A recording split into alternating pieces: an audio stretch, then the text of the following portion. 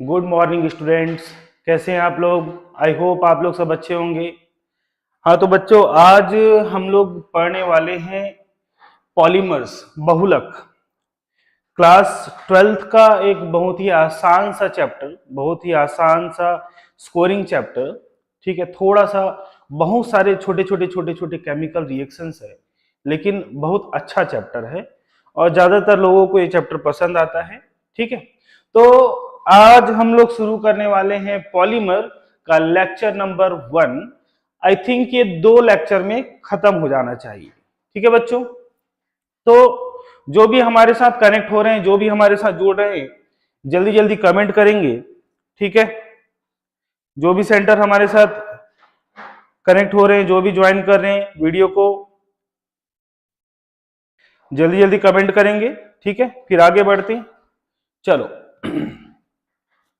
तो बच्चों, हम लोग सबसे पहले पॉलीमर के बारे में जान लेते हैं कि पॉलीमर होता क्या है। ठीक है, पॉलीमर क्या होता है इसके बारे में हम बात करते हैं।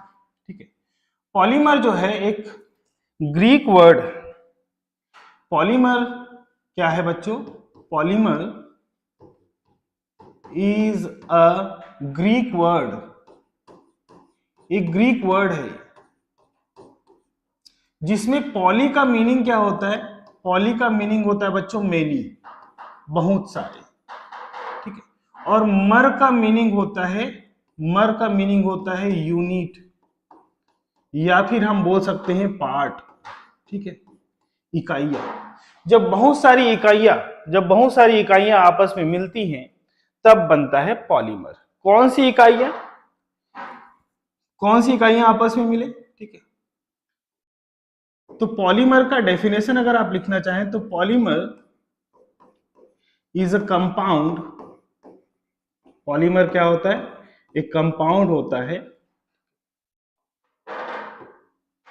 Of high molecular mass.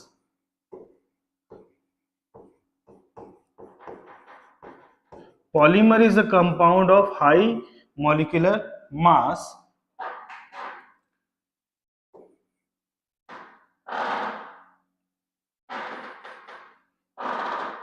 formed by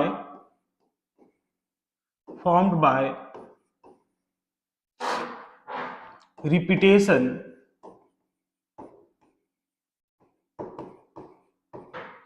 of monomers। ठीक है, ये पॉलीमर बनता किससे है? मोनोमर से बनता है। और मोनोमर को हम हिंदी में कहते हैं, देखो मोनोमर को, मोनोमर जो वर्ड आपको दिख रहा है बच्चों, मोनोमर, इसको हम हिंदी में बोलते हैं एकलक। एकलक। ठीक है, अब ये क्या होते? ये क्या होते? सिंपलेस्ट यूनिट, सिंपलेस्ट यूनिट होते हैं। मोनोमर क्या होते हैं बच्चों? सिंपलेस्ट यूनिट होते हैं।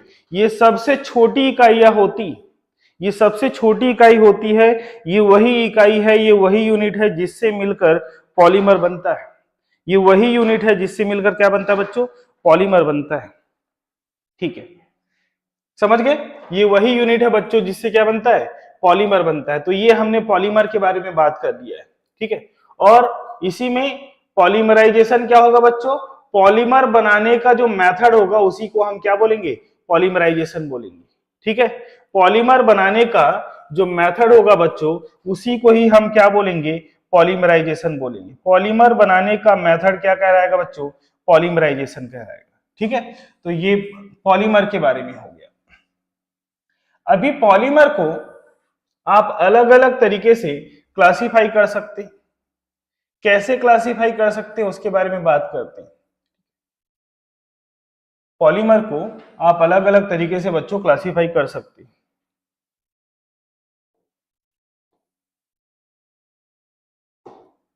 पॉलीमर को आप अलग अलग तरीके से क्लासिफाई करेंगे।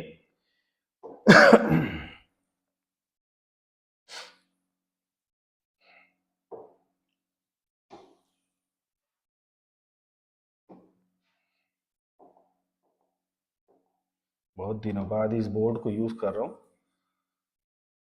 चलो, पॉलीमर को आप क्लासिफाई करेंगे। कैसे क्लासिफाई करना है देखिएगा। हाँ जी, देखिए, अगर आप पॉलीमर को क्लासिफाई करना चाहते हैं तो सबसे पहले आप लिखिए, एक तो होता है होमो होमोपॉलीमर। होमोपॉलीमर होमोपॉलीमर क्या होगा कि अगर आपने जो मोनोमर लिया है वो एक्स टाइप का है। किस टाइप का बच्चों? एक्स टाइप का। मान लो कि ये है एक्स एक्स टाइप का, ठीक है, एक्स एक्स टाइप का है, और ये सामने एन लगा, इसका मतलब क्या बच्चों? ये मोनोमर है। और जब इसका पॉलीमराइजेशन हुआ तो पूरा का पूरा एक्स एक्स एक्स एक्स अगर ऐसा बने तो इसको हम बोलेंगे होमोपॉलीमर बोलेंगे इसको, ठीक है, सब एक जैसा है, ठीक है। अगर हमने मोनोमर यूनिट एक ही टाइप का लिया, हमने मोनोमर यूनिट एक ही टाइप का लिया, ए टाइप का लिया, और पूरा बने ए ए ए ए, तब हम बोलेंगे क्या है? ये होमोपॉलीमर है, ठीक है। अगर हमने जो मोनोमर यूनिट लिया है बच्चों वो पूरा का पूरा एक ही तरीके का हो, एक ही जैसा हो, तब हम क्या बोलेंगे उसको? होमोपॉलीमर, ठीक है। अब उसी में दूसरा पार्ट कोपॉलीमर के बारे में बात करते हैं। कोपॉलीमर, ठीक है। कोपॉलीमर क्या होगा? जिसमें एक यूनिट जो है वो एक्स है मान लो, और दूसरा दूसरा यूनिट, दूसरा मोनोमर जो है वो वाई है। तो जब पॉलीमर बनेगा बच्चों तो कुछ ऐसा बनेगा, x y x y x y, ये कुछ ऐसा बनेगा। तब हम इसको क्या बोलेंगे बच्चों? कोपॉलीमर बोलेंगे। शायद हिंदी में इसको सहबहुलक कहेंगे, सहबहुलक कहेंगे, ठीक है। जिसमें एक से ज्यादा टाइप के मोनोमर होते हैं। अगर एक ही टाइप का मोनोमर है तो वो क्या है? होमोपॉलीमर है। अगर ये मोनोमर जो है वो दो अलग अलग टाइप का हो जाए तो उसको हम क्या बोलेंगे? कोपॉलीमर बोलेंगे, ठीक है। अगर एक ही टाइप के मोनोमर हो तो उसको हम होमोपॉलीमर बोलेंगे, ठीक है। और अगर मोनोमर के टाइप जो है वो बदल जाए, एक से ज्यादा हो जाए, तो हम क्या बोलेंगे? इसको कोपॉलीमर बोलेंगे, ठीक है। चलिए, अब हम इसको क्लासिफाई करते हैं। क्लासिफाई करते बच्चों, ये होमोपॉलीमर के बारे में और कोपॉलीमर के बारे में बता दिया, ठीक है। अब हम इसको क्लासिफाई करते हैं।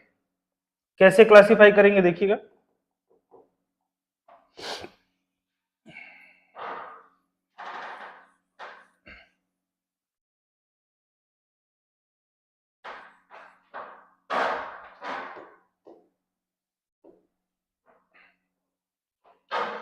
चलिए क्लासिफाई करते हैं इसको।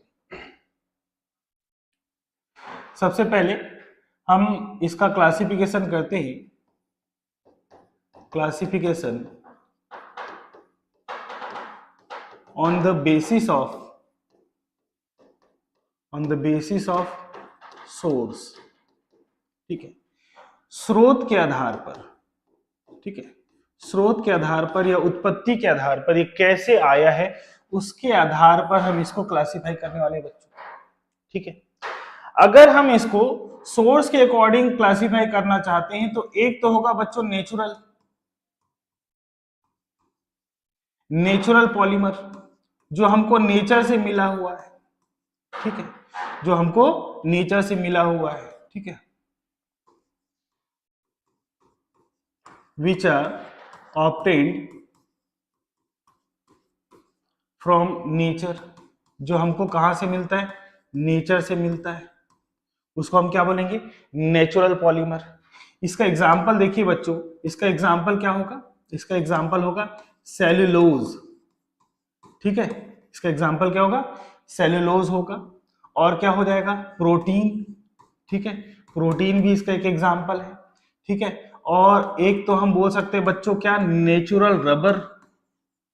ठीक है, रबर जो लेटेक्स से मिलता है। ठीक है, ये सब नेचुरल पॉलीमर हुए।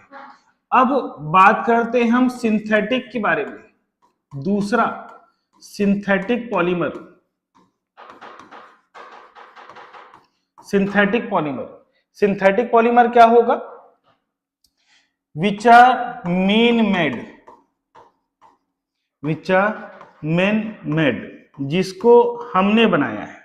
ठीक है, और प्रिपेयर्ड इन लेबोरेटरी, और which are prepared in laboratory, जिसको लैब में बनाया गया। ठीक है, जिसको इंसान बनाए, ठीक है, नेचर से ना मिले, और या तो जिसको कहां बनाया जाए बच्चों, लैब में बनाया जाए, उसको हम क्या बोलेंगे, सिंथेटिक पॉलीमर बोलेंगे। इसका एग्जांपल देखिए, इसका एग्जांपल क्या होगा, नाइलॉन। ठीक है, नाइलॉन हो गया इसका एग्जांपल। और हम क्या बोल सकते हैं, सिंथेटिक रबर, सिंथेटिक रबर इसका एक अच्छा एग्जांपल है। ठीक है, ब्यूना एस, ब्यूना एस और Buna N, Buna S Buna N. ठीक है, और भी बहुत सारे हैं, बैकेलाइट है, और भी बहुत सारे होंगे। ठीक है, तो हमने बात किया बच्चों अभी नेचुरल पॉलीमर के बारे में और सिंथेटिक पॉलीमर के बारे में। नेचुरल पॉलीमर और सिंथेटिक पॉलीमर हम लोगों ने पढ़ लिया। ठीक है, उसके बाद हम दूसरा क्लासिफिकेशन करेंगे, क्लासिफिकेशन on the basis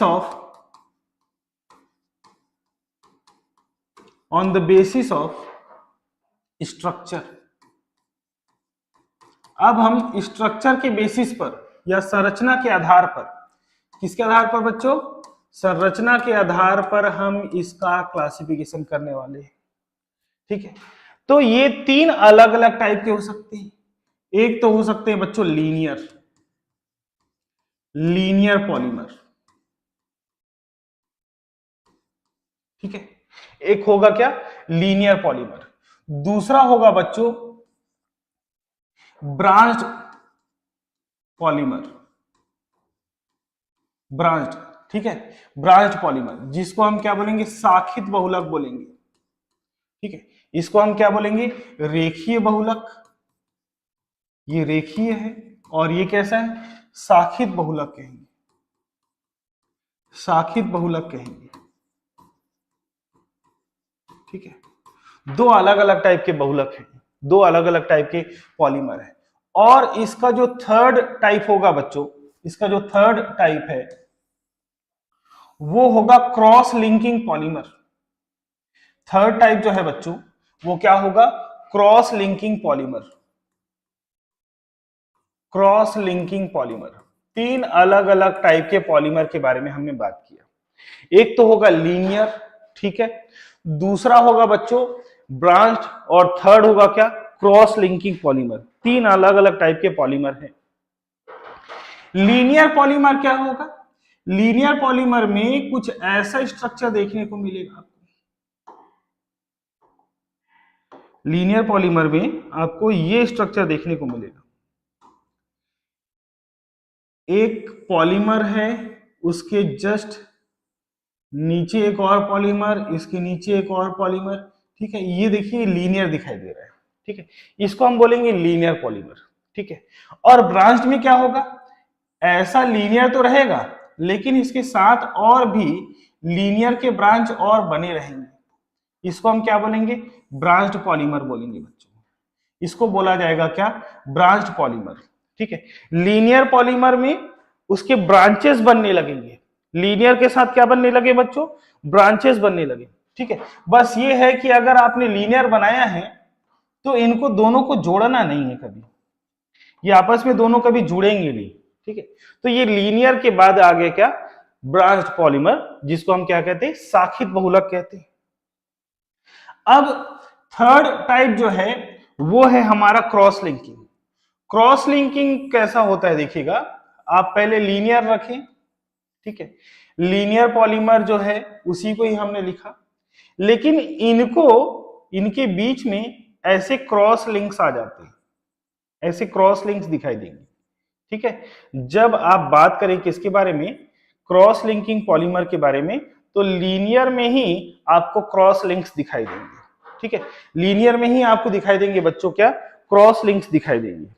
तो ये हो गया आपका लीनियर, ब्रांच और क्रॉस लिंकिंग पॉलीमर के बारे में, ठीक है। चलो, तो ये हो गया क्लासिफिकेशन हमने कर दिया on the basis of structure, structure के अकॉर्डिंग हमने इसको क्लासिफाई किया है, ठीक है।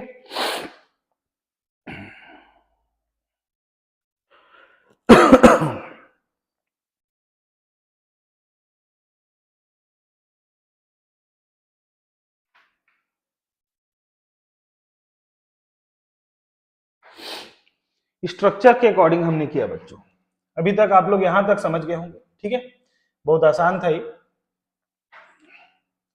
चलिए अब हम लोग वापस आते हैं,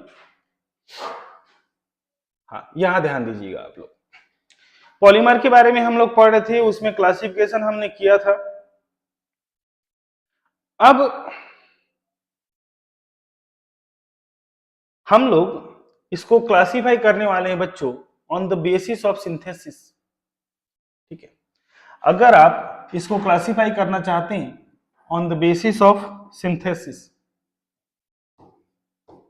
on the basis of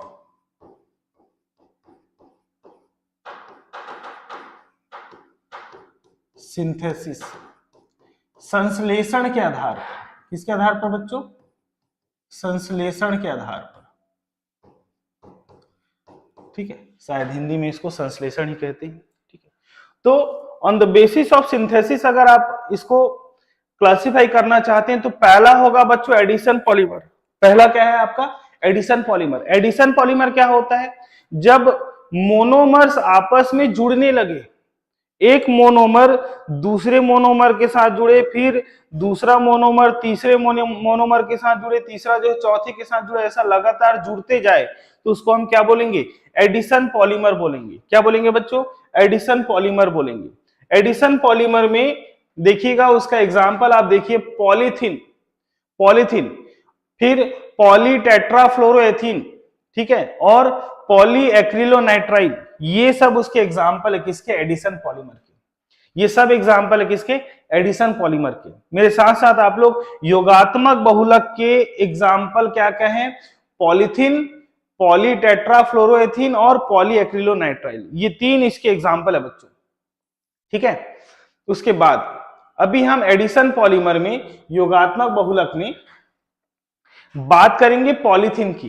polythene जो है वो दो टाइप का होता है, एक तो होता है लो डेंसिटी का और एक होता है हाई डेंसिटी का, ठीक है। एक होता है क्या बच्चों, लो डेंसिटी का, एक तो होता है क्या, हाई डेंसिटी का। चलिए देखिएगा, एडिशन पॉलीमर के बारे में बात कर रहे हैं। अगर मैं सिर्फ एथीन की बात करूं, CH2 बॉन्ड CH2, ठीक है, ये एक मोनोमर है बच्चों, ये एक मोनोमर है, एथीन इसमें मोनोमर है। इस मोनोमर का जब हम पॉलीमराइजेशन कराएंगे,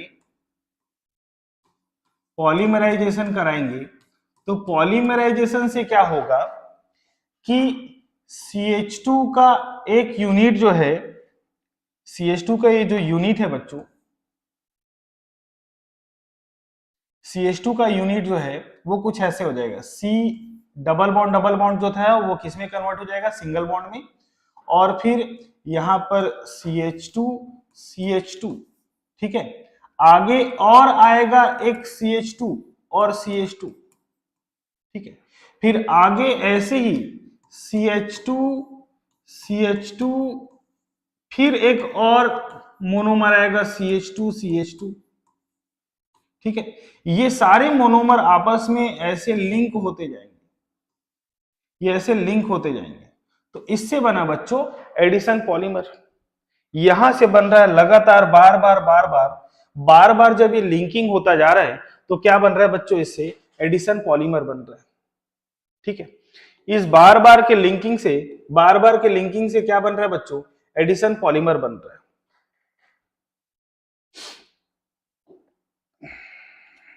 बार बार जब ये लिंक होता जा रहा है तो क्या बन रहा है बच्चों, एडिशन पॉलीमर बन रहा है। ठीक है,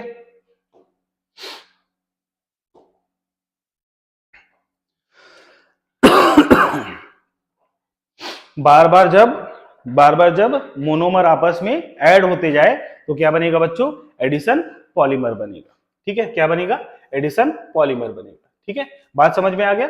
अगर मैं पॉलीथीन की बात कर रहा था तो पॉलीथीन में मैंने कहा कि हमारे पास जो CH2 का डबल बॉन्ड था, ये क्या था बच्चों हमारे लिए, मोनोमर था।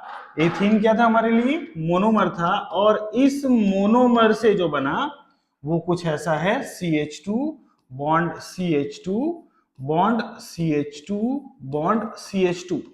ठीक है, ये एक यूनिट और ये दूसरा यूनिट, ये दोनों क्या हो गए, आपस में जुड़ गए, इसलिए हम इसको क्या बोलते हैं, एडिशन पॉलीमर बोलते हैं। ये आगे ऐसे और जुड़ता जाएगा, आगे और ऐसे जुड़ता जाएगा। ठीक है, ऐसा नीचे अगर N दिखाई दे तो इसका मतलब ये है कि बहुत सारे मोनोमर आपस में मिल रहे हैं। और जब एथीन से बहुत सारे मोनोमर मिल गए, एथीन के बहुत सारे मोनोमर मिल गए, तो इसको हम क्या बोलेंगे, पॉलीएथीन, और शॉर्ट में पॉलीथीन। ठीक है, पॉलीएथीन या फिर शॉर्ट में क्या बोलते हैं इसको, पॉलीथीन। ठीक है, तो ये एडिशन पॉलीमराइजेशन के बारे में आपने बात की। एडिशन पॉलीमर में क्या होते हैं, एक से ज्यादा मोनोमर आपस में, ठीक है, एक से ज्यादा या सेम टाइप के मोनोमर आपस में मिलते हैं। ठीक है, और इसका दो एग्जाम्पल हमने देखा पॉलीथीन में, लो डेंसिटी पॉलीथीन और हाई डेंसिटी पॉलीथीन। पॉलीथीन दो टाइप के, लो डेंसिटी और high density polythene. Low density polythene के बारे में बात करते हैं जिसको हम LDPE बोलते हैं। क्या बोलते हैं, LDPE। ठीक है, निम्न घनत्व का पॉलीथीन, निम्न घनत्व वाला पॉलीथीन। ये बनता कैसे है, it is obtained by the polymerisation of ethene. ठीक है, ethene under certain condition in the presence of O2 और अ पेरोक्साइड इनिशिएटर, ठीक है, और अ पेरोक्साइड इनिशिएटर। ठीक है, देखो बच्चों, हम क्या करते हैं कि जब पॉलीथीन बनाना है आपको, तो आप एथीन के मोनोमर्स को लेते हैं, बहुत सारे मोनोमर्स लेंगे आप। ठीक है, और फिर ये इसको आप हीट देंगे। ठीक है, O2 के प्रेजेंस में, या फिर बेंजोइल पेरोक्साइड जानते हैं ना आप लोग, C6H5O, C6H5, C double bond O, C double bond O, C6H5, ये है हमारा बेंजोइल पेरोक्साइड। ठीक है, तो आप इस पूरे के पूरे प्रोसीजर में देखते हैं कि बेंजोइल पेरोक्साइड जो है बच्चों, इसमें क्या होता है, होमोलिटिक फ्यूजन होने लगता है। बेंजोइल पेरोक्साइड में क्या होता है बच्चों, होमोलिटिक फ्यूजन होता है। और इसी होमोलिटिक फ्यूजन जब होता है तो होमोलिटिक फ्यूजन से ये दो अलग अलग पार्ट में बढ़ जाता है और फिर बनने लगता है फ्री रेडिकल। ठीक है, तो इस फ्री रेडिकल के बनने से फिर ये आगे चेन इनिशिएशन होता है, फिर टर्मिनेशन होता है, और आगे ऐसा ये पूरा प्रोसीजर होता है। तो पॉलीमर बनने का जो प्रोसेस होता है बच्चों, ये फ्री रेडिकल मैकेनिज्म को फॉलो करता है। पॉलीमर बनने का जो प्रोसेस है बच्चों, ये किसको फॉलो करता है, फ्री रेडिकल मैकेनिज्म को फॉलो करता है। ठीक है, पेरोक्साइड इनिशिएटर जो है वो क्या काम करता है, फ्री रेडिकल मैकेनिज्म कराता है। ठीक है, हाई प्रेशर होना चाहिए, 1000 से 2000 एटमॉस्फेरिक प्रेशर, और 350 टू 570 केल्विन का टेम्परेचर होना चाहिए। तो इस कंडीशन पर बनता है। ये देखिएगा, ये रिएक्शन देखिएगा। ठीक है, ये हमने एथीन लिया है मोनोमर में, ऑक्सीजन के प्रेजेंस में होता है ये। ठीक है, यहां पर देखिएगा फ्री रेडिकल मैकेनिज्म का यूज होगा। फ्री रेडिकल मैकेनिज्म का यूज होगा। ठीक है, लो डेंसिटी पॉलीथीन के बारे में हमने बात किया। ठीक है, लो डेंसिटी पॉलीथीन के बारे में हम लोग बात कर रहे हैं। ठीक है, तो पेरोक्साइड इनिशिएटर जो है यहाँ पर कैटलिस्ट का काम करता है। लो डेंसिटी पॉलीथीन की क्या क्या गुण होते हैं, क्या क्या उसके कैरेक्टरिस्टिक्स होते हैं, उसके बारे में बात करते हैं। केमिकली इनर्ट होता है। आप लोगों ने पॉलीथीन देखा होगा, पॉलीथीन के बारे में आप लोग जानते हैं कि पॉलीथीन क्या होता है, किसी के साथ भी रिएक्शन नहीं करता। ठीक है, आप जानते हैं कि ये काफी सालों तक बना रह सकता है। ठीक है, इसको डिस्पोज करना बहुत मुश्किल होता है। टफ होता है, फ्लेक्सिबल होता है। ठीक है, अलग अलग टाइप के पॉलीथीन होते हैं, कोई टफ होता है, कोई फ्लेक्सिबल होता है। Poor conductor of electricity, plastic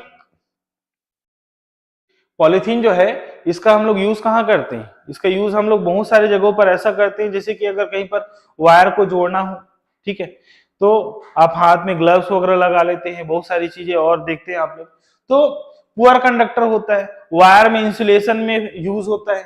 ठीक है, देखिएगा, यूज्ड इन इलेक्ट्रिक पाइप हो रहा है, सॉरी, इलेक्ट्रिक वायर्स में इसका यूज होता है।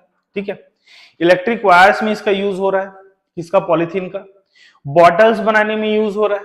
ठीक है, पाइप्स बनाने में यूज हो रहा है और रैपर्स बनाने में यूज हो रहा है। ठीक है, ये चार अलग अलग यूज आप लोगों ने देख लिया। ठीक है, ये यूजेस जो है इंपॉर्टेंट है। ठीक है, कैरेक्टरिस्टिक्स और यूजेस ये आपको याद रखना है। कभी कभी 1-2 नंबर वाला जो क्वेश्चन होता है ना, उसमें आपको ये देखने को मिलता है।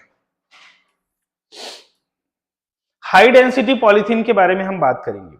हाई डेंसिटी पॉलीथीन बनाने के लिए लो डेंसिटी पॉलीथीन और हाई डेंसिटी पॉलीथीन, इन दोनों में फर्क है जिगलर नाटा कैटलिस्ट का। लो डेंसिटी पॉलीथीन जब आप बना रहे थे बच्चों, तो लो डेंसिटी पॉलीथीन में आप जो कैटलिस्ट ले रहे थे वो पेरोक्साइड ले रहे थे, पेरोक्साइड इनिशिएटर ले रहे थे। वो क्या करा रहा था, फ्री रेडिकल मैकेनिज्म करा रहा था। यहां पर आप लोग जिगलर नाटा कैटलिस्ट लेंगे। कौन सा कैटलिस्ट लेंगे बच्चों, जिगलर नाटा कैटलिस्ट का यूज होगा। जिगलर नाटा कैटलिस्ट के यूज करने से हाई डेंसिटी पॉलीथीन बनता है। जिगलर नाटा दो अलग अलग साइंटिस्ट का नाम है। ठीक है, ये है जिगलर और ये है नाटा। ठीक है, इनको नोबेल प्राइज भी मिला था इनके इस केमिकल के लिए, TiCl4 और C2H5 थ्राइज Al के लिए, इस प्रोडक्ट के लिए, इस केमिकल के लिए इनको उस टाइम पर 1963 पर इनको नोबेल प्राइज भी दिया गया है, जिगलर नाटा को। तो देखिएगा, फिर से वही एथीन है। ठीक है, प्रेशर इस बार कम है, टेम्परेचर भी इस बार बहुत ज्यादा नहीं है, लेकिन जिगलर नाटा कैटलिस्ट का यूज आपको देखने को मिलेगा।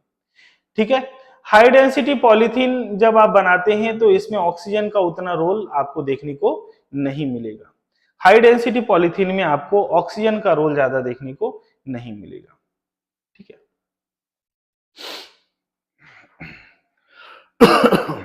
ये देखिएगा, हाई डेंसिटी पॉलीथीन में ये लीनियर टाइप का ये एक चेन आपको दिखाई दे रहा है। ठीक है, हाई डेंसिटी पॉलीथीन में लीनियर चेन आपको देखने को मिलेगा। क्या क्या कैरेक्टरिस्टिक्स है इसके, नाम से ही पता चलता है। ठीक है, हाई डेंसिटी है, हाईली डेंस है, बहुत ज्यादा इसका घनत्व होता है, केमिकली इनर्ट होता है, टफर होता है और हार्डर होता है। ठीक है, जो हमारा लो डेंसिटी पॉलीथीन था, निम्न घनत्व वाला पॉलीथीन था, उससे ज्यादा कठोर और मजबूत ये देखने को मिलेगा। ठीक है, कठोर और मजबूत मजबूत रहेगा उससे। कहां कहां यूज होता है बच्चों, देखिएगा इसको, बकेट्स बनाने में। ठीक है, बाल्टियां बाल्टियां प्लास्टिक की बाल्टियां आप लोग देखते हैं, ये बाल्टियां या डस्टबिन जो है काफी ज्यादा मजबूत होते हैं। बॉटल्स बनाने में इसका यूज होता है और पाइप बनाने में भी इसका यूज होता है। ठीक है, used in making plastic plates, plastic के प्लेट भी इससे बनाए जाते हैं। अब एडिशन पॉलीमर में हम लोगों ने बात कर लिया है पॉलीथीन के बारे में। पॉलीथीन के बाद हम आते हैं बच्चों टेफ्लॉन पर। ठीक है, दूसरा पॉलीटेट्राफ्लोरोएथीन, पॉलीटेट्राफ्लोरोएथीन, पॉलीटेट्राफ्लोरोएथीन, पॉलीटेट्राफ्लोरोएथीन। ये देखिएगा, हम एथीन वाला ही स्ट्रक्चर यूज करें, एथीन वाला ही स्ट्रक्चर यूज करें, लेकिन यहां पर इस पर बच्चों जो मोनोमर होता है वो होता है पॉलीटेट्राफ्लोरोएथीन। पॉलीटेट्राफ्लोरोएथीन ये मोनोमर है, ये हमारा मोनोमर है, ठीक है, पॉलीटेट्राफ्लोरोएथीन, ठीक है, PTFE, पॉलीटेट्राफ्लोरोएथीन। और यही जो मोनोमर है, इससे जो पॉलीमर बनेगा बच्चों, ये पॉलीमर कहलाता है टेफ्लॉन। इस पॉलीमर को हम क्या बोलते हैं? टेफ्लॉन बोलते हैं, ठीक है। टेफ्लॉन के बारे में हम बात कर रहे हैं, ठीक है। पॉलीटेट्राफ्लोरोएथीन उसका मोनोमर होता है और हम टेफ्लॉन के बारे में बात करें। देखिएगा, Teflon, it is manufactured by heating tetrafluoroethene, ठीक है, विथ एनी फ्री रेडिकल और परसल्फेट कैटलिस्ट, ठीक है। हम किसी फ्री रेडिकल के प्रेजेंस में या फिर परसल्फेट कैटलिस्ट के प्रेजेंस में इसको रिएक्शन कराते हैं, ज्यादातर परसल्फेट कैटलिस्ट के प्रेजेंस में कराते हैं। देखिएगा रिएक्शन वही आपको सामने दिखाई दे रहा है जो मैंने अभी अभी आपको बताया था कि 2 हाइड्रोजन जो थे उसकी जगह पर आपको क्या यूज करना है? 2 फ्लोरीन का यूज करना है, ठीक है। और ये जो डबल बॉन्ड है कन्वर्ट हो जाता है बच्चों सिंगल बॉन्ड में, ठीक है। जब भी आप पॉलीमर बनाने का प्रोसेस देखेंगे तो कहीं पर भी जो डबल बॉन्ड है वो सिंगल बॉन्ड में कन्वर्ट हो जाना है। जो डबल बॉन्ड आपको देखने को मिलेगा वो किस में कन्वर्ट हो जाएगा? सिंगल बॉन्ड में। ये सिंगल बॉन्ड में कन्वर्ट हो गया। इसके आगे इस तरफ और यूनिट जुड़ेंगे, इसके पीछे इस तरफ और यूनिट जुड़ेंगे। तो ये हो गया बच्चों टेफ्लॉन के बारे में। टेफ्लॉन का यूज और क्या क्या उसके कैरेक्टरिस्टिक्स है। केमिकली इनर्ट होता है ये भी, ठीक है। Resistant to attack by corrosive agents, ठीक है। एसिड वगैरह या कोरोसिव एजेंट्स जो होते हैं, ठीक है, जो कोरोजन करते हैं, ठीक है, कोरोजन समझते हैं ना आप लोग, संक्षारण करते हैं, ठीक है, उन सब से बचाता है। केमिकल रेजिस्टेंट होता है, ठीक है, केमिकल रेजिस्टेंट होता है कौन? टेफ्लॉन। और टेफ्लॉन का क्या क्या यूज हुआ? यूज देखिएगा, यूज्ड इन ऑयल सीड्स, ठीक है, एंड गैस्केट्स। यहां पर सीड्स लिखा हुआ है, ऑयल सील है ये, ठीक है। ऑयल जो कंटेनर्स को सील करने के लिए हम लोग यूज करते हैं वहां पर होता है। Used as surface coating on non sticky utensils. Non sticky utensils जो बर्तन होते हैं बच्चों, कुछ ऐसे बर्तन आप लोगों ने देखे होंगे घर में, एक ऐसी कढ़ाई देखी होगी आपने जिस पर कम तेल डालकर भी चीजों को पकाया जा सकता है। उसके ऊपर एक लेयर लगा होता है, उस बर्तन के ऊपर वो लेयर होता है टेफ्लॉन का लेयर, ठीक है। कुछ ऐसे बर्तन आप लोग देखते हैं, नॉन स्टिकी कुकवेयर जो देखते हैं आप लोग, कुछ ऐसे यूटेंसिल देखते हैं जिस पर एक लेयर लगा होगा टेफ्लॉन का, ठीक है। मार्केट में अभी बहुत ज्यादा अवेलेबल है, वैसे वो हमारे लिए हार्मफुल है, ठीक है। हमको कोशिश करना चाहिए कि ज्यादातर हम ऐसे बर्तनों का यूज करें जो साफ सुथरे, बिना किसी अलग से, बिना किसी और सिंथेटिक मटेरियल के वो बना हो, ऐसे बर्तनों का यूज करना चाहिए। क्योंकि आप इसको जब टेफ्लॉन कोटिंग वाले बर्तन को यूज करते हैं तो उसमें से बहुत सारे माइक्रो पार्टिकल्स जो है धीरे धीरे निकलने लगेंगे समय के साथ। जब वो नया नया रहेगा तब तो ठीक है, लेकिन समय के साथ जैसे जैसे वो वीक होता जाएगा लेयर, उसमें से माइक्रो पार्टिकल्स निकलने लगेंगे जो आपके लिए बहुत ज्यादा हार्मफुल होगा, ठीक है। कैंसर कॉजिंग होते हैं वो सब जो पार्टिकल्स होते हैं। एडिशन पॉलीमर में हम लोगों ने 2 एग्जाम्पल पढ़ लिए हैं। अब हम बात कर रहे हैं बच्चों इसके तीसरे एग्जाम्पल की, पॉलीएक्रिलोनाइट्राइल की, ठीक है। पॉलीएक्रिलोनाइट्राइल देखिएगा, ये है पॉलीएक्रिलोनाइट्राइल। पॉलीएक्रिलोनाइट्राइल में फिर से आप देख रहे हैं जो भी एडिशन पॉलीमर थे, अगर आप बात करें टेफ्लॉन की, आप बात करें पॉलीथीन की, या फिर पॉलीएक्रिलोनाइट्राइल की, जिसको हम लोग शॉर्ट में पेन कहते हैं, PAN, पेन बोलते हैं, ठीक है। तो पॉलीएक्रिलोनाइट्राइल को याद रखिएगा, शॉर्ट में हम क्या बोलते हैं? पेन बोलते हैं, ठीक है। तो ये जो पेन है बच्चों, पेन को बनाने के लिए जो देखिएगा एक हाइड्रोजन यूनिट जो था उसको हटाकर क्या कर दिया गया? साइनाइड लगा दिया है, ठीक है। तो एक्रिलोनाइट्राइल जो है इसका एक्रिलोनाइट्राइल जो है इसका मोनोमर होगा। फिर से आप देखेंगे मैंने बताया तीनों, हर अभी जितने भी एडिशन रिएक्शन हम देख रहे थे उन एडिशन रिएक्शंस में, एडिशन पॉलीमर जो भी देख रहे थे सब में हम पेरोक्साइड का यूज कर रहे थे, और ये जितने भी है बच्चों फ्री रेडिकल मैकेनिज्म को फॉलो करते हैं। ठीक है, इसको फॉलो करेंगे, फ्री रेडिकल मैकेनिज्म को फॉलो करते हैं, फ्री रेडिकल मैकेनिज्म से ये रिएक्शन जो है होते हैं। ठीक है,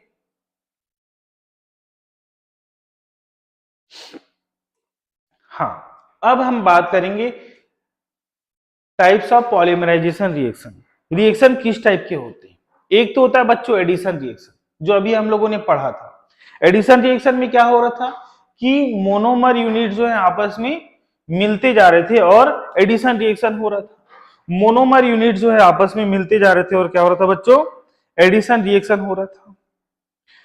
मोनोमर यूनिट्स के मिलने से क्या हो रहा था बच्चों? एडिशन रिएक्शन हो रहा था।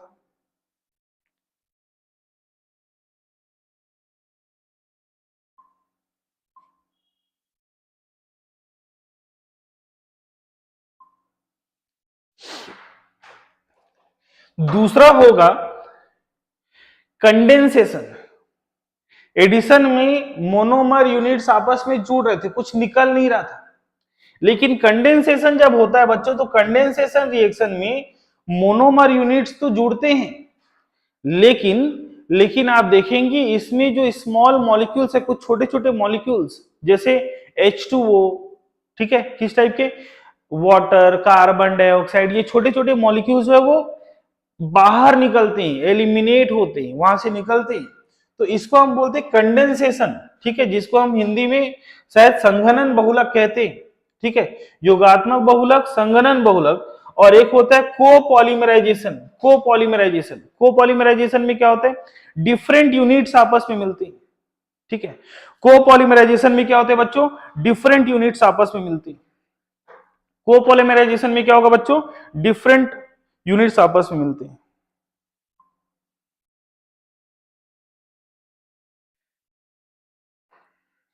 चलिए आगे बढ़ते हैं। ठीक है, तो पॉलीमराइजेशन जो है तीन अलग अलग टाइप के रिएक्शन को फॉलो कर रहा है। एक तो एडिशन रिएक्शन, दूसरा कंडेंसेशन, और तीसरा है कोपॉलीमराइजेशन रिएक्शन। कंडेंसेशन के बारे में बात करेंगे हम लोग, क्योंकि हम लोगों ने एडिशन के बारे में तो बात कर लिया है। कंडेंसेशन के बारे में हम अभी बात करते हैं। Generally it involves repetitive condensation between two bifunctional groups with loss of simple molecules. अभी अभी मैं यही बता रहा था आप लोग को कि कुछ छोटे छोटे मॉलिक्यूल्स जो है क्या हो जाते हैं? लूज हो जाते हैं, निकल जाते हैं। कुछ छोटे छोटे मॉलिक्यूल्स जो है वहां से बाहर निकल जाते हैं। कंडेंसेशन पॉलीमर्स में the product of each step is again a bifunctional species, thus the sequence goes on step growth. ठीक है, चलिए कंडेंसेशन पॉलीमर के बारे में अभी हम लोग बात करेंगे। ठीक है, कंडेंसेशन पॉलीमर्स के बारे में बात करेंगे। ठीक है, स्टेप ग्रोथ, पॉलीअमाइड इसका एक एग्जांपल, पॉलीअमाइड। दूसरा पॉलिएस्टर, पॉलिएस्टर, ठीक है, पॉलिएस्टर के कपड़े। ठीक है, फिनॉल फॉर्मेल्डिहाइड और मेलामिल मेलामाइन फॉर्मेल्डिहाइड। ठीक है, कितने एग्जांपल दिख रहे हैं अभी आपको? चार। पॉलीअमाइड, ठीक है, पॉलिएस्टर, फिनॉल फॉर्मेल्डिहाइड और मेलामाइन फॉर्मेल्डिहाइड, ये चार अलग अलग कंडेंसेशन पॉलीमर आपको देखने को मिल रहे हैं। पॉलीअमाइड्स के बारे में बात करेंगे हम लोग। सबसे पहले किसके बारे में बात करेंगे बच्चों? पॉलीअमाइड्स के बारे में। पहले एग्जांपल के बारे में हम बात कर रहे हैं। पॉलीअमाइड्स को हम नाइलोन्स के नाम से भी जानते हैं। पॉलीअमाइड्स को हम किस नाम से जानते हैं बच्चों? नाइलोन्स के नाम से जानते हैं। Generally it is prepared by the condensation polymerisation of diamines. ठीक है, पॉलीअमाइड्स, अमाइड्स किससे बनते हैं? डाइअमाइंस से बनते हैं with dicarboxylic acid. They possess amide linkage and are an important class of synthetic fiber nylons। ठीक है, देखिएगा पॉलीअमाइड जो है वो तीन अलग अलग टाइप के हैं। नाइलॉन 66, ठीक है। नायलॉन 66 के बारे में अच्छे से पढ़िएगा बच्चों। नायलॉन 66 आपके बोर्ड एग्जाम में आता है, बार बार पूछा गया नायलॉन 66 को। नायलॉन 26 और नायलॉन 6, नायलॉन के 3 अलग अलग टाइप है। पॉलीएमाइड्स में उसको अगर आप क्लासिफाई करना चाहें तो पॉलीएमाइड्स में 3 है, नायलॉन 66, नायलॉन 26 और नायलॉन 6। ठीक है, तो देखिएगा पॉलीअमाइड में नायलॉन 66 बनेगा कैसे। इस नायलॉन 66 में इस 6 का मतलब है हेक्सामेथिलीन डाइअमाइन, इस 6 का मतलब है हेक्सामेथिलीन डाइअमाइन, और इस 6 का मतलब है बच्चों एडिपिक एसिड। हेक्सामेथिलीन डाइअमाइन में आपको 6 कार्बन देखने को मिलेंगे और फिर एडिपिक एसिड में भी आपको टोटल 6 कार्बन देखने को मिलेंगे। तो इसी कारण इसका नाम है नायलॉन 66। ठीक है, एक इसका जो मोनोमर है, कौन, 2 अलग अलग मोनोमर यूज होते हैं इसमें। एक मोनोमर जो है वो हेक्सामेथिलीन डाइअमाइन है, इसमें 6 कार्बन देखने को मिलेंगे। दूसरा जो मोनोमर है वो है एडिपिक एसिड, इसमें भी आपको 6 कार्बन देखने को मिलते हैं, इसीलिए इसका नाम है नायलॉन 66। नायलॉन 66। रिएक्शन देखिएगा बच्चों, रिएक्शन देखिएगा, यहां पर देखिए 6 बार कार्बन दिखाई दे रहा है, और यहां पर भी देखिए एडिपिक एसिड में यहां पर हम लोग 2 चीजों का यूज करते हैं, हेक्सामेथिलीन डाइएमीन का और एडिपिक एसिड का यूज करते हैं। हेक्सामेथिलीन डाइएमीन और ये क्या है बच्चों, हेक्सामेथिलीन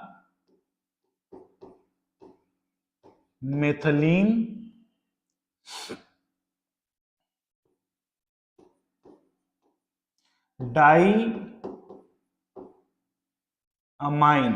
ये है हमारा बच्चों हेक्सामेथिलीन डाइअमाइन। ठीक है, ये एक मोनोमर है, और दूसरा है बच्चों क्या, एडिपिक एसिड। एडिपिक एसिड, ये 2 मोनोमर हमने यूज किए।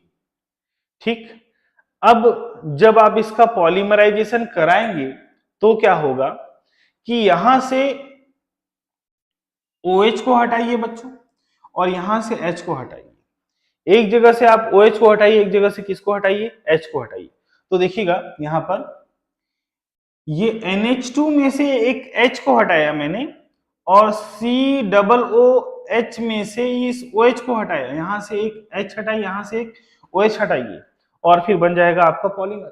ठीक है, एक H हटाइए और एक OH हटाइए, और क्या बन जाएगा आपका, पॉलीमर बन जाएगा, और बन जाएगा आपका पॉलीमर बन जाएगा बच्चों। ठीक है, नायलॉन 66 में समझ में आया कैसे करेंगे आप, ये देखिए कैसे करेंगे।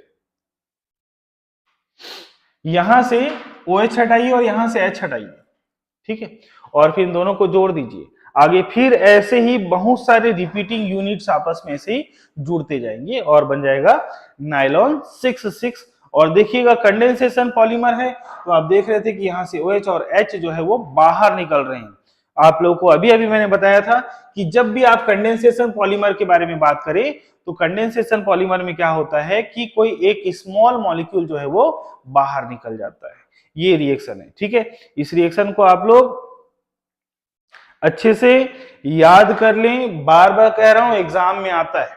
ठीक है, एग्जाम में आता है, अगर मैंने आपको कह दिया है तो ये मान के चलिए लगभग लगभग ये आएगा ही आपके एग्जाम में। समझ गए बच्चों,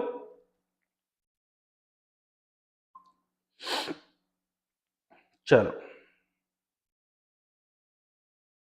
ठीक है,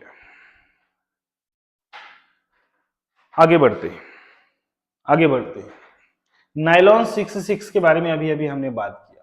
ठीक है, कहां कहां यूज होता है, कहां कहां यूज होता है नायलॉन 66। ठीक है, टूथब्रश के जो ब्रिसल्स होते हैं, टूथब्रश के जो ब्रिसल्स है बच्चों, टूथब्रश के जो ब्रिसल्स है वो बने होते हैं किससे, नायलॉन 66 से।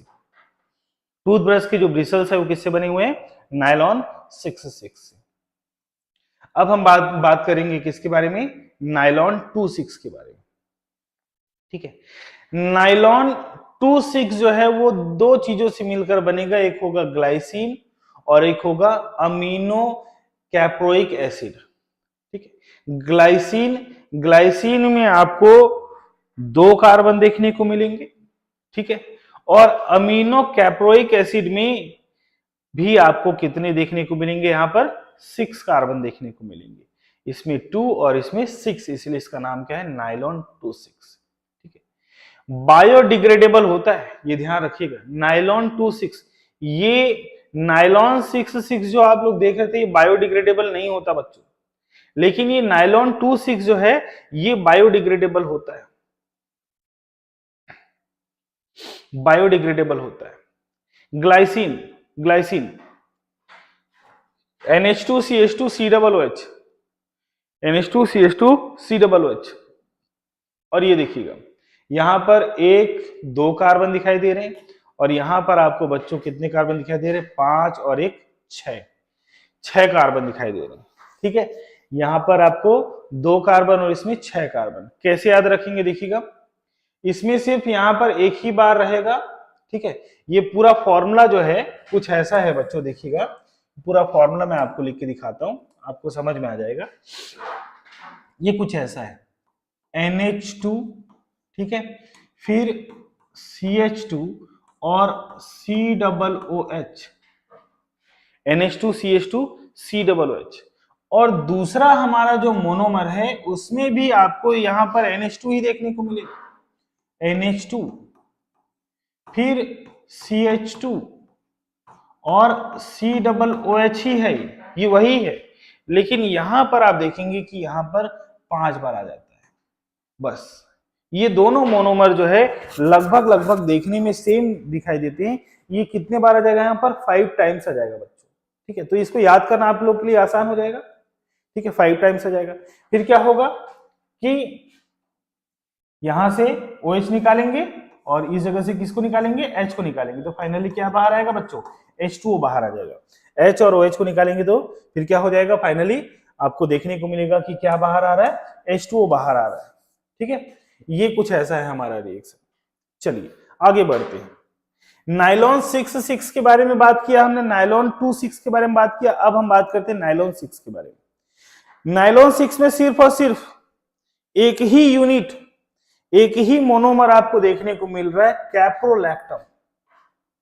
कैप्रोलैक्टम, इस कैप्रोलैक्टम में बच्चों 6 कार्बन है। कितने कार्बन है यहां पर, 6 कार्बन है।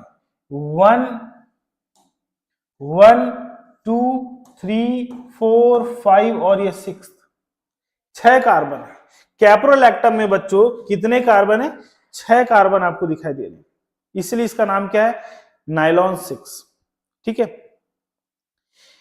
यहां पर भी आपको देखने को मिलेगा कि कंडेंसेशन आपको देखने को मिलेगा बच्चों। देखो ये CO, ठीक है, CO, फिर ये CH2 कितने बार देखने को मिल रहा है, 5 बार, फिर NH, ठीक है, NH।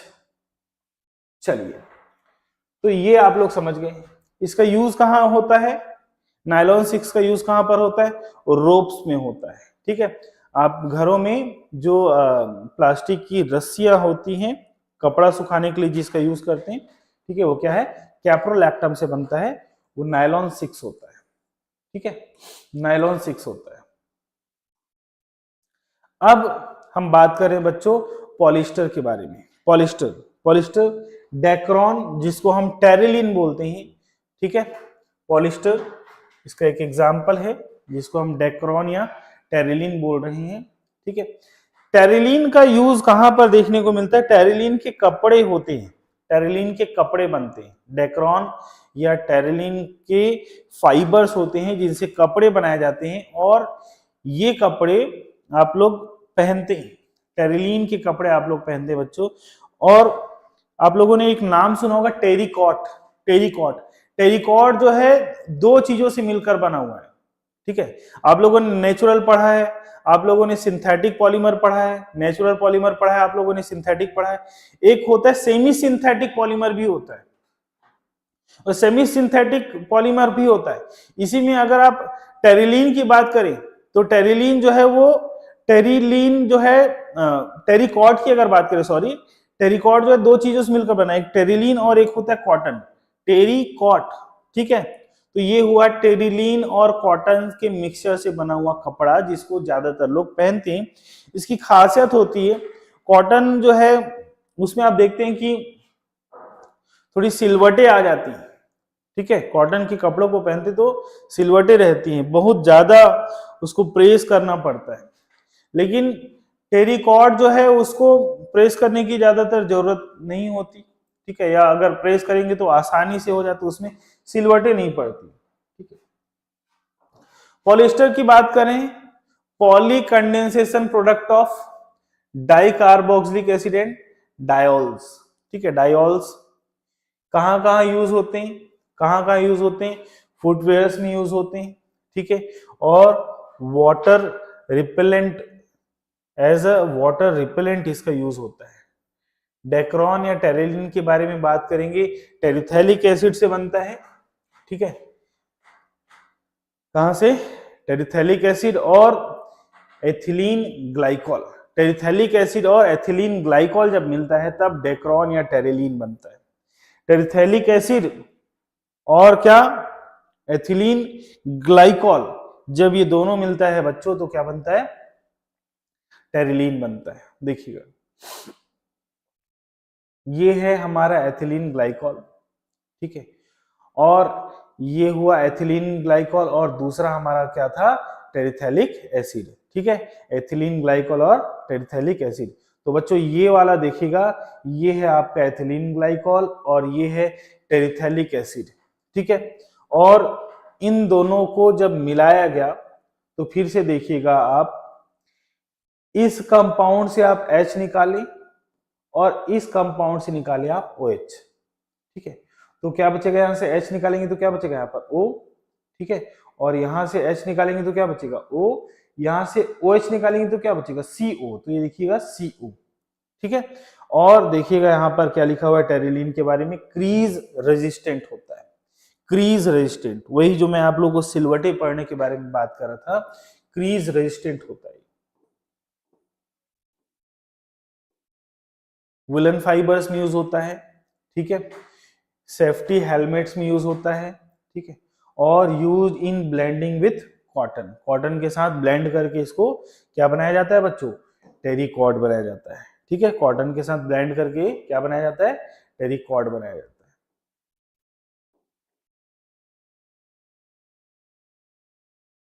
फिनॉल फॉर्मेल्डिहाइड पॉलीमर के बारे में बात कर रहे हैं।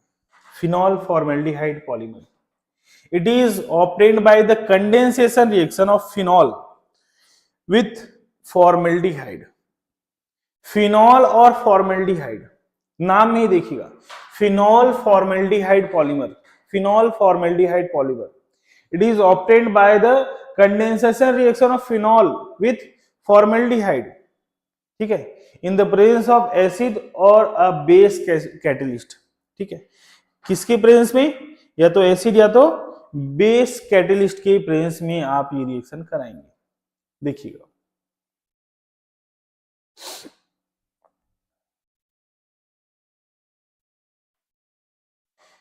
फिनॉल फॉर्मेल्डिहाइड, ठीक है, ये फिनॉल है बच्चों और ये फॉर्मेल्डिहाइड, फॉर्मेल्डिहाइड HCHO, ठीक है, या तो एसिड के प्रेजेंस में या तो बेस के प्रेजेंस में, ठीक है।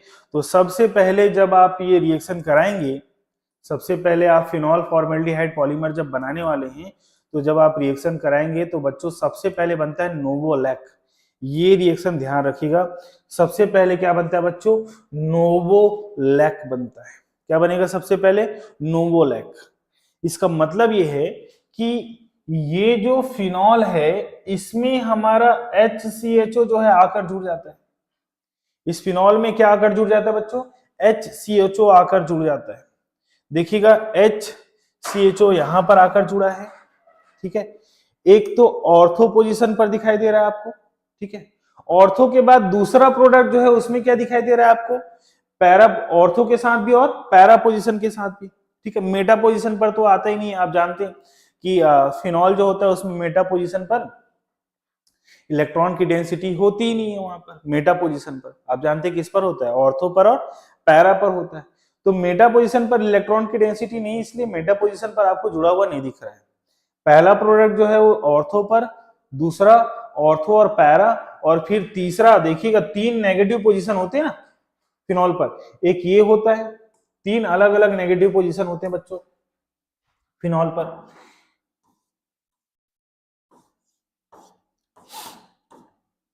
ये जो हमारा OH है, आप जानते हैं यहाँ पर लोन पेयर होता है, ठीक है, लोन पेयर होता है, यहाँ पर रेजोनेंस देखने को मिलेगा, रेजोनेंस के कारण ये इधर आता है, इधर आता है तो यहाँ पर एक नेगेटिव पोजीशन देखने को मिलता है ना। फिर ये इधर आता है तो इसके इधर आने से ये इधर आता है तो यहाँ पर एक नेगेटिव पोजीशन देखने को मिलता है आपको। फिर ये इधर शिफ्ट होगा तो फिर ये इधर शिफ्ट होगा तो यहाँ पर एक नेगेटिव पोजीशन। तो कहाँ कहाँ देखने को मिलता है? ऑर्थो पर, पैरा पर और फिर ऑर्थो पर। ऑर्थो, पैरा और ऑर्थो पर ही देखने को मिलता है। इसीलिए नोवोलैक जो आप देख रहे हैं बच्चों, उसमें आपको ये 3 आपको देखने को मिल रहे हैं, ऑर्थो, ऑर्थो पैरा और ऑर्थो पैरा, ठीक है। Ortho hydroxyl methyl phenol derivatives, ये तीनों डेरिवेटिव्स है। अभी देखिएगा ये जो डेरिवेटिव्स बने हुए हैं, ये जो डेरिवेटिव्स बने हुए हैं, इस पर अगर आप यहां से OH माइनस को अगर आप हटाएं, आप देखिएगा यहां पर OH माइनस को, ये एक मॉलिक्यूल और दूसरा मॉलिक्यूल, 2 मॉलिक्यूल हम ले रहे हैं, 2 अलग अलग मॉलिक्यूल ले रहे हैं। अभी देखिएगा यहां पर CH2OH है इधर, ठीक है, इधर भी CH2OH है। तो ये जो OH वाला जो पार्ट है उसको हम निकालते जा रहे हैं और इसका एक लिंकेज बनाया बच्चों। आप देखिएगा ये ऐसा ही एक और मॉलिक्यूल है जो आ रहा है इसके बगल में और इसके साथ लिंकेज कर रहा है, ठीक है। फिर एक और मॉलिक्यूल आ रहा है उसके साथ लिंकेज हो रहा है, फिर एक और मॉलिक्यूल आ रहा है उसके साथ लिंकेज हो रहा है। तो आप ये जो प्रोडक्ट बना हुआ देख रहे हैं, इसी को ही हम बोलेंगे नोवोलैक। यही जो प्रोडक्ट बना हुआ है वो क्या है? नोवोलैक है। यही प्रोडक्ट जो है वो क्या है? नोवोलैक। अब नोवोलैक को आप फॉर्मेल्डिहाइड के साथ हीट करते हैं, ठीक है। Novolac on heating with formaldehyde undergoes cross linking to form Bakelite, ठीक है। क्रॉस लिंकिंग पॉलीमर बन जाता है। क्रॉस लिंकिंग पॉलीमर जो है बहुत टफ होता है, ठीक है। तो देखिएगा अब हम फॉर्मेल्डिहाइड का यूज कर रहे हैं और फॉर्मेल्डिहाइड का यूज करने से आप देखेंगे कुछ ऐसा देखने को मिलेगा, इनफ्यूजिबल सॉलिड मास। बेकेलाइट जो है इसको एक बार आपने बना लिया तो उसके बाद इसको रीमोल्ड नहीं कर सकते। एक बार आपने बना दिया बच्चों तो बन गया तो बन गया, इसके साथ अब बाद में और कुछ नहीं किया जा सकता। मतलब अगर आपने बेकेलाइट बना दिया, बेकेलाइट का मान लो आपने प्रेशर कुकर का हैंडल बना दिया मान लो, या कुछ बनाया आपने, तो एक बार बना दिया तो उसको दोबारा आप कुछ नहीं कर सकते। सपोज आप कोई एक प्लास्टिक बॉटल है, प्लास्टिक बॉटल जो आप लोग यूज करते हैं उसको क्या आपने देखा रीयूज के लिए वो जा सकता है? यस, वो जा सकता है, रीयूज हो सकता है। लेकिन बेकेलाइट जो है एक बार उसको आपने शेप दे दिया तो दोबारा उसको नया शेप नहीं दे सकते। ये बेकेलाइट का स्ट्रक्चर बच्चों बहुत इंपॉर्टेंट है। बेकेलाइट कहाँ यूज होता है? स्विचेस बनाने में यूज होता है, ठीक है। कॉम्स बनाने में यूज होता है, कंघियां बनाई जाती हैं उससे, ठीक है। Used in photograph records, photograph पढ़ रहा, सॉरी, फोनोग्राफ, ठीक है। फोनोग्राफ जानते हैं ना, पुराने जमाने पर वो ऐसे एक बड़ा सा एक गोल लगा रहता था, उस पर ऐसे ले जाके रखते थे, पुराने गाने चलते थे, ठीक है। तो ये वो फोनोग्राफ रिकॉर्ड्स, ठीक है। हमारा CD DVD जैसा बड़ा सा होता था वो, ठीक है। Used in handles of utensils, utensils के हैंडल, जैसे मैं अभी आपको बता रहा था प्रेशर कुकर के बारे में, प्रेशर कुकर के बारे में बता रहा था आप लोगों को, प्रेशर कुकर का जो हैंडल होता है, ठीक है। इनको एक बार बना दिया गया ना तो फिर उसको दोबारा आप चेंज नहीं कर सकते, ठीक है। एक बार बना दिए तो बेकेलाइट को दोबारा आप चेंज नहीं कर सकते, ठीक। तो समय हो रहा है समाप्त, समय हो गया है, ठीक है। तो बच्चों जो लोग जुड़ पाए वो ठीक है, और जो हमारे साथ अभी नहीं जुड़ पाया, जहां पर कनेक्टिविटी का प्रॉब्लम है, ठीक है, वो लिंक आपके पास होगा इस वीडियो का, उस लिंक पर जाइए और पूरा का पूरा लेक्चर देखिएगा, ठीक है। पॉलीमर एक छोटा चैप्टर है, आसान चैप्टर है, इसको हम जल्दी से जल्दी करेंगे, सीधा फिर इसका PYQ करेंगे, ठीक है। ये बहुत आसान सा चैप्टर है, बहुत आसान चैप्टर है, मैं इसको फटाफट फटाफट पढ़ाता हूँ, आप लोग इसका PYQ करेंगे तो जितना ज्यादा प्रैक्टिस करेंगे, सबसे आसान चैप्टर मुझे ऐसा लगता है, ठीक है, सबसे आसान चैप्टर होने वाला है आपकी बुक का ये। तो बच्चों, जो भी वीडियो अभी लाइव नहीं देख पा रहे, मैं बार बार कह रहा हूँ, वहां जितने भी कोऑर्डिनेटर्स हैं हमारे सेंटर्स में, उनसे भी कह रहा हूँ कि बच्चों को सारा का सारा वीडियो दिखाएं, कोशिश करें कि आप लोग लाइव में कनेक्ट हो। कुछ लोग लाइव कनेक्ट नहीं हो पा रहे हैं, ठीक है, लाइव में कनेक्ट होंगे तो ज्यादा बेहतर होगा आपके लिए, ठीक है। चलिए तो मिलते हैं अगले क्लास पर। थैंक यू वेरी मच हमारे साथ जुड़ने के लिए।